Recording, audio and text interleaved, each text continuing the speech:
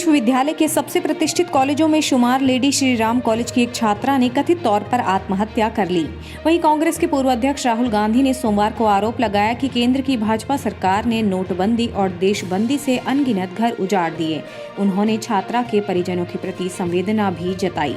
राहुल ने lady Shri Ram college की एक छात्रा की कथित खुदकुशी की खबर साझा करते हुए ट्वीट किया, इस अत्यंत दुखद घड़ी में इस छात्रा के परिजनों को मेरी संवेदनाएं। जानबूझकर की गई नोटबंदी और देशबंदी से भाजपा सरकार ने अनगिनत घर उजाड़ दिए, यही सच्चाई है। कांग्रेस नेता ने जो खबर साझा की उसके मुताबिक तेलंगाना से ताल्लुक रखने वाली लेडी श्री राम कॉलेज की 19 साल की छात्रा ऐश्वर्या रेड्डी ने पिछले दिनों परिवार की आर्थिक तंगी के चलते कथित तौर पर खुदकुशी कर ली। छात्रा के पिता ने बताया कि वह दिल्ली विश्वविद्यालय के लेडी श्री राम कॉलेज में पढ़ती थी। उसका पीजी में रहने का खर्चा 12,000 रुपए महीना था। हम लोग उसकी मदद नहीं कर पाए। आशा है कि कोई भी छात्र इस स्थिति का सामना नहीं करे। शादनगर के एक इंस्पेक्टर ने बताया कि 3 नवंबर को श्रीनिवास रेड्डी ने अपनी बेटी की आत्महत्या की शिकायत दर्ज कराई। वो लोन लेकर उसे पढ़ा रहे थे।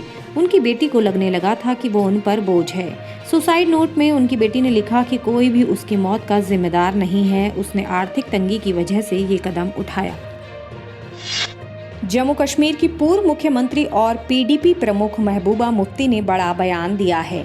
केंद्र सरकार पर हमला करते हुए उन्होंने कहा कि युवाओं के पास हथियार उठाने के अलावा कोई विकल्प नहीं बचा है। इसके साथ ही बिहार चुनाव को लेकर उन्होंने कहा कि मैं तेजस्वी यादव को बधाई देना चाहूंगी कि इतना छोटा होने के बावजूद विपक्ष में होने पर उसने एक नैरेटिव सेट किया।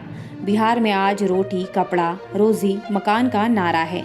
वहां भाजपा का 370-35A जम्मू कश्मीर में जमीन खरीदों का एजेंडा नहीं चला।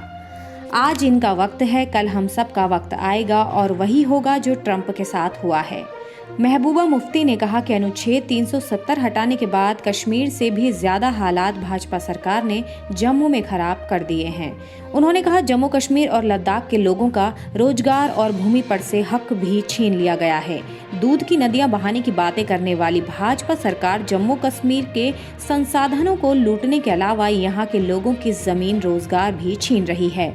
उन्होंने कहा कि कश्मीर के युवाओं को या तो जेल में डाला जा रहा है या वे मजबूर होकर बंदूक उठा रहे हैं। सरकार ने ऐसे हालात पैदा कर दिए हैं कि युवाओं के पास बंदूक उठाने या फिर जेल जाने का विकल्प ही बचा है। महबूबा मुफ्ती ने कहा कि सरदार पटेल ने जम्मू कश्मीर को 370 के तहत विशेष दर्जा देने में अहम भूमिका निभाई और डॉक्टर भीमराव अंबेडकर ने संविधान में इसे जगह दी। अनुच्छेद 370 को हम सूद समेत वापस लेकर ही रहेंगे। उन्होंने कहा कि जम्मू कश्मीर का झंडा उन्हें उतना ही प्यारा है जितना देश का झंडा। कहा कि पहले खाकी नेकर पहनने वाले आरएसएस के कार्यकर्ताओं को उनके झंडे की जगह भाजपा तिरंगा झंडा थमाकर दिखाए। मुंबई के एक इंटीरियर डिजाइनर को आत्महत्या के लिए उकसाने के आरोप में गिरफ्तार रिपब्लिक टीवी के प्रधान संपादक अर्नब गोस्वामी को बॉम्बे हाईकोर्ट ने जमानत देने से इनकार कर दिया है। हाईकोर्ट ने अपने आदेश में कहा कि वह जमानत के लिए निचली अदालत का रुख कर सकते हैं। वहीं अर्नब गोस्वामी ने अलीबाग सेशन कोर्ट में भी जमानत याचिका दायर की थी। इस याचिका को भी सेशन कोर्ट ने खारिज कर दिया। बता दें कि इंटीरियर डिजाइनर को आत्महत्या के लिए उकसाने के मामले में पिछले सप्ताह बुधवार को अर्नब गोस्वामी को गिरफ्तार कर लिया गया था। इसके बाद उन पर महिला पुलिस अधिकारी के साथ मारपीट करने के आरोप में एक और एफआईआर दर्ज की गई थी। अर्नब को 14 दिनों के लिए न्यायिक हिरासत में भेजा गया है। देश भर में वायु प्रदूषण के चलते खराब हो रही हवा की गुणवत्ता को ध्यान में रखते हुए नेशनल ग्रीन ट्रिब्यूनल ने बड़ा फैसला लिया है। एनजीटी ने दिल्ली एनसीआर में पटाखे की बिक्री इस्तेमाल पर आज रात से 30 नवंबर तक प्रतिबंध लगा दिया है। वहीं देश के अन्य राज्यों के लिए भी आदेश दिए गए हैं। एनजीटी ने अपने आदेश में कहा कि जिन शहरों में हवा की गुणवत्ता सही है वहां केवल ग्रीन पटाखों की बिक्री और इस्तेमाल किया जा सकता है और इसके लिए सिर्फ 2 घंटे का समय दिया गया है। यह छूट दिवाली, छठ पूजा, क्रिसमस और नए साल के लिए दी गई है। गौरतलब है कि दिल्ली सरकार पहले ही राजधानी में दिवाली पर पटाखों की बिक्री पर रोक लगा चुकी है। इससे पहले पटाखों के बैन के लिए देश की राजधानी दिल्ली और इसके आसपास के शहरों से मांग उठी थी। इसके बाद जैसे ही दूसरे राज्यों से ऐसी मांग उठने लगी तो एनजीटी ने मामले का दायरा बढ़ा दिया।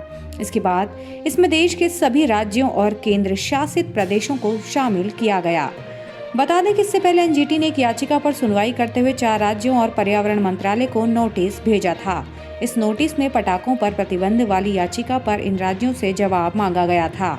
मीडिया रिपोर्ट के मुताबिक राज्यों ने इस संदर्भ में अपना जवाब एनजीटी को भेज दिया था, जिसके बाद एनजीटी ने आज इस अहम विषय पर फरमान सुनाया।